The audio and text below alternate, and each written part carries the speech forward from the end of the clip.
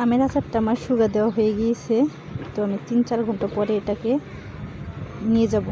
তো চলুন, রোদে থেকে আমটি আমি নিয়ে এসেছি। তো এখন আমি বানাবো তেলের আচার। তেলের আচারের জন্য এখানে আমি বেশ কিছু সরিষার তেল দিয়ে দিচ্ছি। যেহেতু এটা তেলের আচার, তাই তেলের পরিমাণটা একটু বেশি দিতে হবে।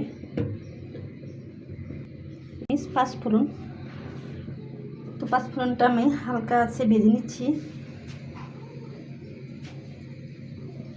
ভাজাটা আমার হয়ে গিয়েছে। এখানে দিয়ে দিচ্ছি আস্ত 4টা শুকনো মরিচ, আর দিয়ে দিচ্ছি এখানে আমি 1 চামচ মরিচের ফাঁকি, 1 চামচ হলুদের ফাঁকি, আর এখানে দিয়ে দিচ্ছি বড় সাইজের আস্ত একটা রসুন। তো রসুন কষ্টিটা আমি 2 ফালি করে নিয়ে নিয়েছি মাঝখান থেকে। তো হালকা একটু তেলে ভিজে নিচ্ছি। আর এখানে দিয়ে দিচ্ছি 8টা গোলমরিচ,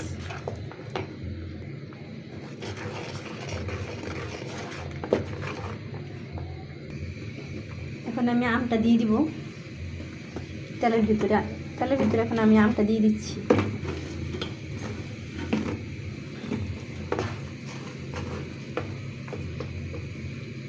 দিয়ে দিচ্ছি এখানে স্বাদ মতো লবণটা আপনারা নিজেদের পরিমাণ মতো দিয়ে দিবেন। আর এখানে দিয়ে দিচ্ছি আমি 2 চামচ সরিষা বাটা।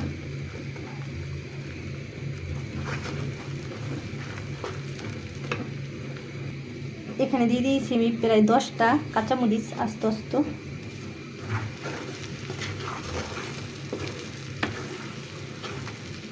এখন আচারটাকে আমি বানিয়ে নিচ্ছি, রান্না করে নিচ্ছি। এই তেলের আচারের ভিতরে আপনারা চাইলে রসুনটা নাও দিতে পারেন, কিন্তু রসুনটা আমার ভালো লাগে তাই আমি রসুন দিয়ে দিয়েছি। তো আপনারা চাইলে রসুনটা নাও দিতে পারেন। 2 টেবিল চামচ চিনি দিয়ে দিয়েছি টেস্টের জন্য। এর বেশি চিনিটা দেবো না এখানে আমি, যেহেতু এখানে আমি তেলের টক আচার বানিয়ে নিচ্ছি। তো চিনিটি দিয়েছি শুধু এই টেস্টটা বাড়ানোর জন্য।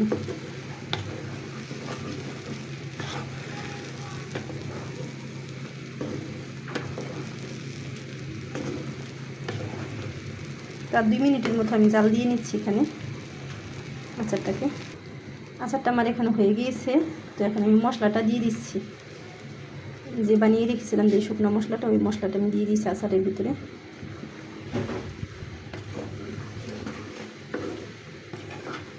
তো আচারটা এখন আমি নামিয়ে নিচ্ছি।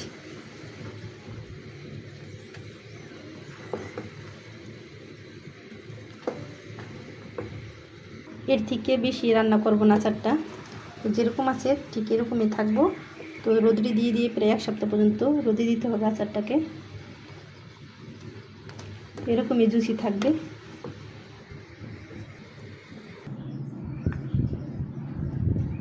এই তেলের আচারটা আমার কমপ্লিট হয়ে গিয়েছে। তো দেখতেই পাচ্ছেন কতটা লোভনীয় সুন্দর হয়েছে আচারটা।